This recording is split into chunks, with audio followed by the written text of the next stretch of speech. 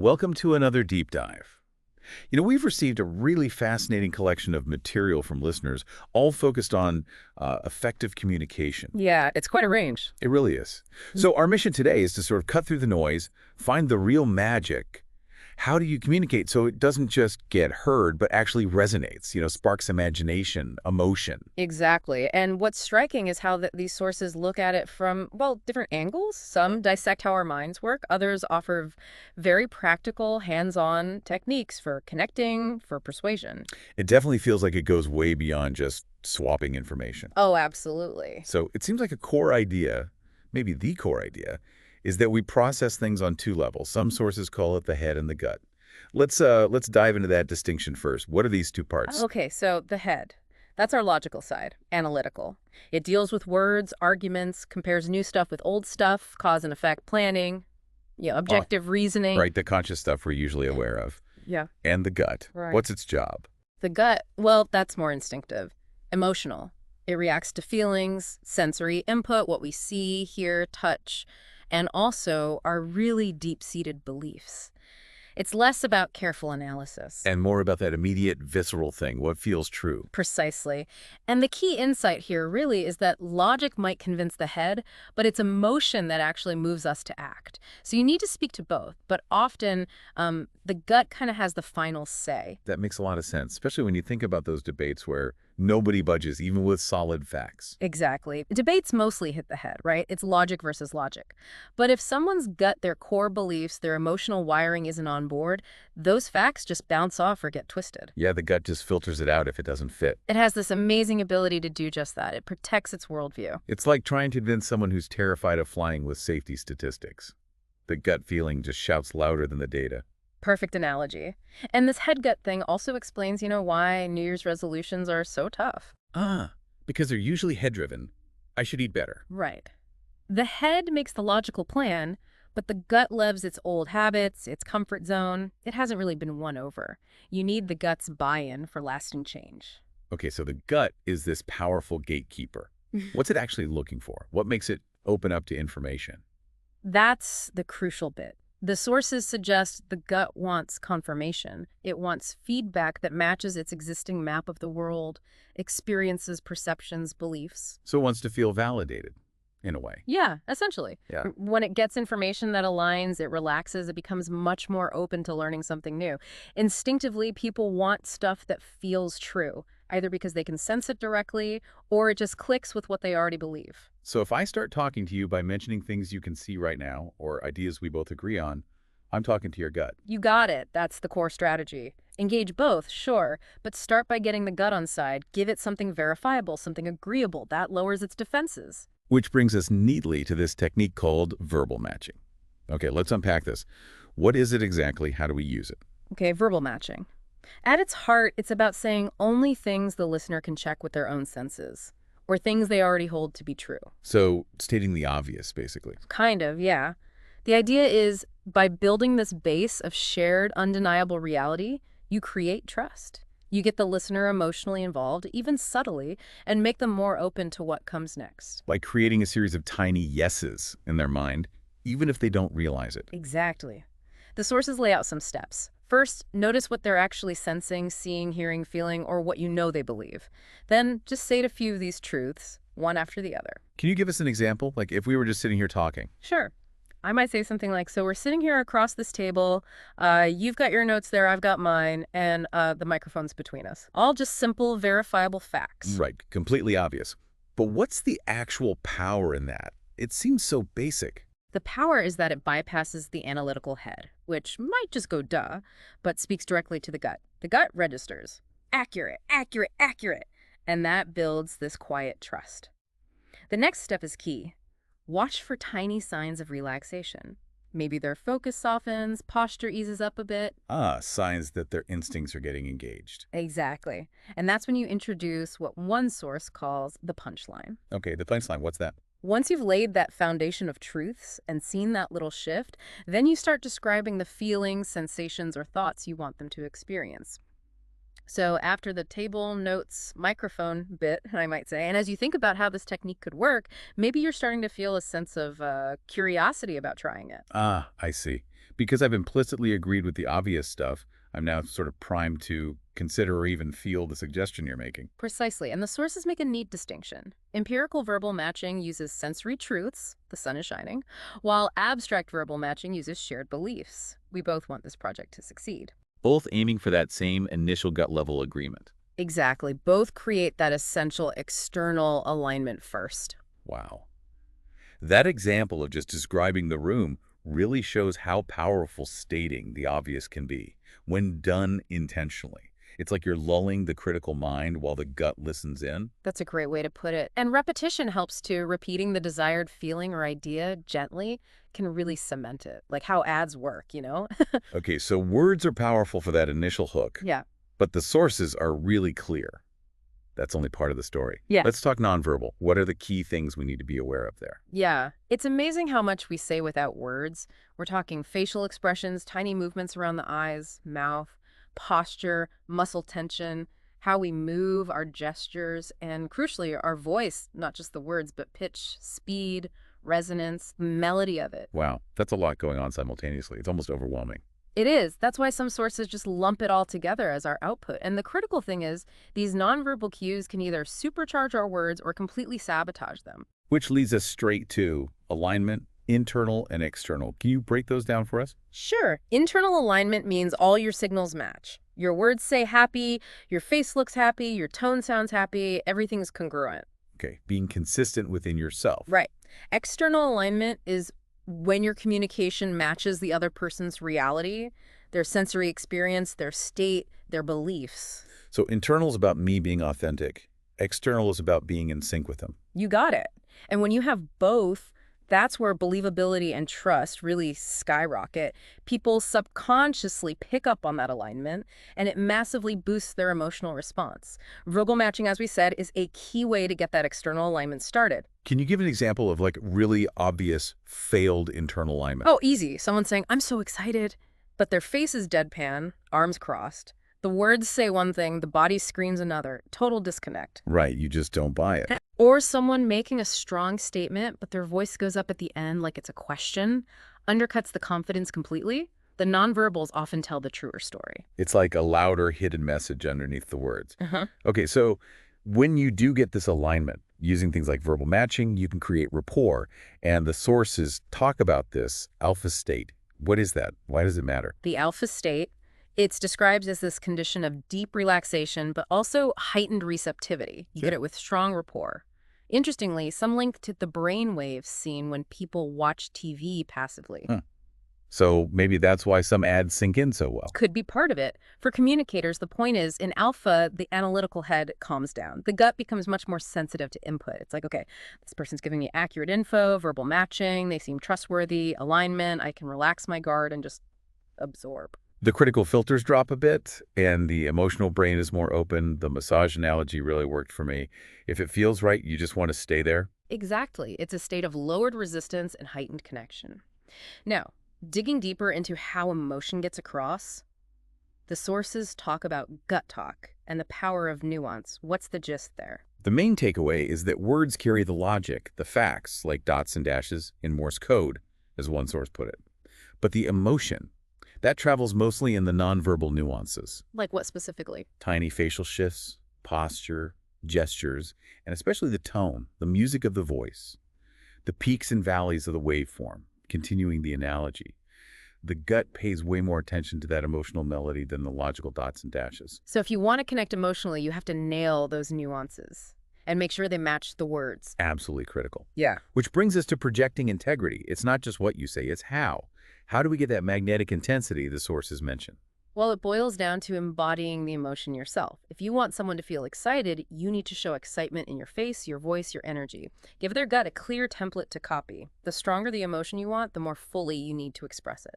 The comparison between, say, a fired-up preacher and a monotone official reading the same important news, it really highlights that difference, doesn't it? Yeah. Same words, totally different impact based on the energy and alignment. Totally. And that funny parody of the bored therapist, it shows even perfect verbal matching fails if there's no genuine feeling behind it. The gut just won't buy it if you don't seem to feel it yourself. Okay, so how do we do that? Are there shortcuts to getting that internal alignment. Yeah, the sources offer some practical tips. Basically, physically demonstrate the state you're describing. Talking caution, lean back a bit, lower your energy, talking enthusiasm, lean in, let your voice have more life. And voice pitch, gestures. Right. Rise in pitch can create suspense or sound uncertain. Level or falling pitch sounds more confident. And big, open gestures, they project more confidence and intensity than small, tight ones. Use your body and voice like instruments. Got it. So once we're internally aligned, how do we amplify the message using different channels, like turning up the volume? Think of voice, gestures, eye contact, even touch as channels, each with its own dial. Expansive gestures moving elbows away from the body, bigger movements dial up the intensity and confidence compared to keeping things small and close. And matching gestures to your speech rhythm helps too. Definitely. It reinforces the message, makes it more memorable. Steady eye contact, too, builds connection, trust. Obviously, be culturally sensitive, don't stare. And touch. Yeah, always tricky. Yeah, use with care and appropriateness. But a light touch on the arm sometimes can boost positive feelings. No touch at all can sometimes feel a bit distant. It's about reading the situation. Okay, so we align internally, then amplify. Now, how about creating that external alignment non-verbally? Building that gut-level trust. That's where nonverbal mirroring comes in. Subtly matching aspects of the other person's posture, gestures, rhythm. It creates this subconscious we're alike feeling. Which builds trust instinctively. Exactly. And it can really amplify their emotional response to you. But big caution here, don't be obvious about it. Right, that would be creepy or feel manipulative. Totally. Keep it subtle. Often matching the rhythm of their movement is more effective than copying specific gestures. And just using your own frequent, congruent gestures that match your words also helps build that connection. It really seems like face-to-face is where this all comes together most richly, with all those visual cues flying back and forth. It is facial expressions, micro-expressions, skin tone changes, pupil dilation, body positioning. The gut is constantly reading and reacting to all that visual data, mostly unconsciously. And you mentioned tactile and auditory alignment, too. Briefly, yeah. Touch we covered. Auditory includes things like slowing your speech down, letting your voice get a bit deeper, more resonant, and even subtly matching your speaking rhythm to their breathing, sometimes called affective tempo. All contribute to that deeper connection. Okay, this is a great foundation. Now, there's a concept called the pink elephant principle. Sounds intriguing. What's that about? Huh. Yeah, it's a classic. It just shows how language makes us aware of something, even when we're told not to think about it. Like, don't think of a pink elephant. What happens? You immediately think of a pink elephant. Exactly. The negation doesn't stop the image from popping up. It shows words create experiences, evoke images, even when used negatively. And this idea is actually key to understanding why metaphors work so well. Oh, metaphors. We use them all the time. How do they specifically work on the gut? Metaphors link different things with some shared quality. When they're vivid, sensory-based, like nerves of steel or a rock-solid plan, they hit the gut directly. They create a concrete image or feeling. As opposed to abstract ideas that the head has to chew on first. Right. Abstract concepts can feel less immediate, less impactful emotionally. Metaphors bypass some of that analysis. The gut loves patterns and associations, and metaphors deliver those powerfully, often subconsciously. And there are different kinds. Yeah, the sources mention static metaphors like X equals Y, success is a journey, and narrative metaphors, which use a whole little story to make a point. Both aim to create a richer, more emotional experience for the listener. Making the message stickier, more impactful. Precisely. And speaking of stories, their power comes up again and again. Why are stories and anecdotes so good at reaching the gut? Well, telling a story about someone else lets the listener feel emotions vicariously from a safe distance. Their defenses are down because it's not happening to them. Mm-hmm. And we tend to identify with characters, right? Especially if they share some similarities with us. Absolutely. That identification creates a strong emotional bridge. Plus, we're just wired to pay attention to stories. It's how we've learned about the world forever. Stories teach patterns, make sense of things. And they can subtly suggest things without being direct, like that car buying story, planting a seed about buying a house. Exactly. It's indirect influence. Very powerful. Then there's using quotes. How does attributing something to a third party help? It kind of deflects direct resistance. Instead of hearing it from you, the listener processes it as something someone else said or thought. Creates a bit of psychological distance, so the head doesn't jump in to argue quite so fast. Right. The gut gets to consider the message more neutrally, especially powerful when woven into a good story. Okay, now the sources bring up NLP, neuro-linguistic programming. How does that fit in? NLP is presented as a model, a way to understand how we represent the world inside our heads using our senses. Visual, auditory, kinesthetic feelings, and physical sensations. And the idea is we each have preferences. Like, I might be more visual, you might be more auditory. Exactly. And knowing someone's preference can make your communication land better. You can often tell by the words they use, I see your point, versus that sounds right, versus I feel that's correct. And nonverbal cues, too. Eye movements, gestures. Yeah, there are patterns associated with accessing different senses, and there's a technique mentioned, sensory overlap. Right, what's that? It's about guiding someone's attention through different senses. Notice what you see, now what you hear, now what you feel. It can kind of interrupt their usual thinking patterns, make them more still and receptive, like gently redirecting their focus. A subtle way to quiet the analytical mind. Interesting. Another key concept. Criteria. What are those? Criteria are basically someone's core values or what's most important to them in a given context. The unconscious filters they use to make decisions. People often emphasize these words. The words that reveal what really matters to them, like reliability or innovation or comfort. Exactly. And if you pick up on their criteria and use those same words back to them in a relevant way, it resonates powerfully. It shows you understand what drives them. Like the used car example. Mm-hmm. Focus on reliability for one buyer, looks for another, cost for a third. Tailoring the message to their specific values. Precisely. It builds rapport because you're speaking their language, valuing what they value. Okay, now for something that seems counterintuitive, using ambiguity. How can being unclear actually help? Well, strategic ambiguity can gently overload the analytical head. When the logic part gets a bit fuzzy or has too many interpretations to handle, it creates an opening for the message to slip through to the more receptive gut. So a bit of confusion can actually make someone more open to suggestion. In a way, yes. The sources mention using it to convey multiple meanings, describe unknowns without losing engagement, or just briefly scrambling the head before landing a simple, gut-level message. And there are specific types, like punctuational ambiguity. Right, where a word ends one sentence and starts the next. And syntactic ambiguity, where sentence structure allows multiple meanings. But a big one is nominalizations. Nominalizations, what are those? Their process is turned into nouns, like communication, improvement, decision.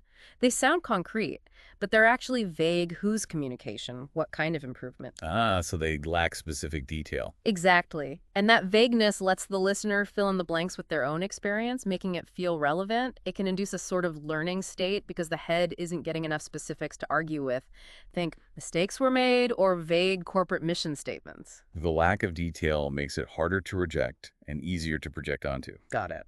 Okay, moving on to flagging or conditioning. Sounds a bit technical. How does that work in conversation? It's basically associating a unique stimulus, a flag, with a strong emotion. Then triggering the flag later can bring back some of that emotion. Think Pavlov's dogs, but subtler. So the flag could be, what, a gesture? A word? Could be anything unique, a specific hand gesture you only use then, a particular tone of voice, a unique word, maybe even a light touch. You do it when someone's feeling something strongly, maybe repeat it. Later, just doing the flag can reactivate a hint of that feeling. How strong the effect is depends on uniqueness, intensity of the original feeling, timing. It's about creating a little subconscious anchor. It often works best when the listener isn't even consciously aware of the flag or the connection. Okay. Now, presuppositions, how language structure itself guides thinking. Yeah, this is subtle but powerful. Presuppositions are assumptions embedded in the way you phrase something. You can guide what the listener takes for granted. Like the secret base example, saying our secret base is under the Arctic ice. Just assumes the base exists and is secret, right? It shifts the focus. Exactly. The listener might debate if the location is good, but they're less likely to question the base itself. You're directing their attention, making them accept premises implicitly. Layering these can even overload the head, making them focus on the main point, often the emotional core. Clever. So how do we use all this to introduce totally new ideas or feelings? The sources suggest tweaking different parameters, add more sensory detail, focus on a specific aspect of the person, the part of you that loves challenges, shift the time frame, imagine feeling that confidence next week, change the location or objects in a description, or change the referent, talk about someone else having the experience. Talking about a specific aspect feels like a neat way to bypass general resistance, addressing just part of them. It can be, yeah. And talking about someone else lets the listener explore a feeling vicariously, which often feels safer than applying it directly to themselves. Which leads us to the big one, actually inducing specific emotions. Is there a step-by-step? There is a process outlined. First, name the state, calm, excitement. Then, describe the experience vividly using sensory details. Crucially, act as if you're feeling it yourself while you describe it. Embody it. And then, Repeat. Maybe intensify the description and your own expression until you see signs they're starting to feel it too. and the sources say, don't be afraid to seem enthusiastic, that it's often better than being detached and expert-like. Yeah, genuine, maybe even slightly naive enthusiasm can be more contagious emotionally than cool logic. The mowing the lawn story is a great example. Deciding to be enthusiastic changes everything and influences others. Right. And seduction was mentioned as an example, using abstract matching and double meanings to induce arousal. Exactly. It shows how you can subtly guide feelings. The main point is embody the emotion, express it genuinely, far better than just talking about it. Motivating that colleague for Project A wasn't about logic. It was about tapping into their desires for growth and self-worth. Tailoring the emotional appeal. Makes sense. Now, personality types, Kiersey and BTI, Enneagram, how do they help? They're frameworks. They help you understand different core motivations, how people process info. Kiersey has the SJs, SPS, NFs, NTs. Sensei, it's focus on details. Intuitives on the big picture. Broadly, yes. Enneagram has 9 types, each with core desires and fears. Knowing this helps you tailor your language.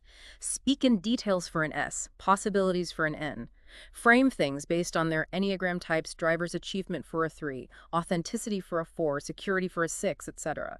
It's about learning to speak their deeper psychological language. Exactly, understanding what really moves them. Okay, finally, we circle back to Edgar and Gareth. How does that story tie all this together? Well, you can read it as a metaphor for communication styles. Edgar just accumulates stuff in his magic sack, maybe like someone broadcasting information without connecting or adapting. The self-preparing sack means he never has to learn or adjust. And Gareth is more selective, engages with people. Right. He chooses what goes in his sack, interacts meaningfully. His transforming sack could symbolize how effective communication changes things, creates value, builds influence. Edgar ends up isolated. Gareth builds connections. A cautionary tale for communicators. Could be read that way. It subtly contrasts scattershot output with purposeful, resonant interaction. Wow, okay, so these insights really offer a much, much deeper view of communication.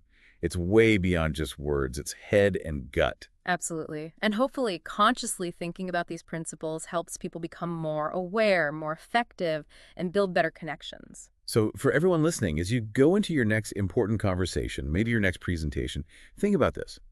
How does knowing about the gut versus the head change your approach? What subtle flags are you sending or maybe missing from others? Yeah, really chew on that. How can you apply these ideas to what you want to achieve? Definitely food for thought. Thanks for taking another deep dive with us.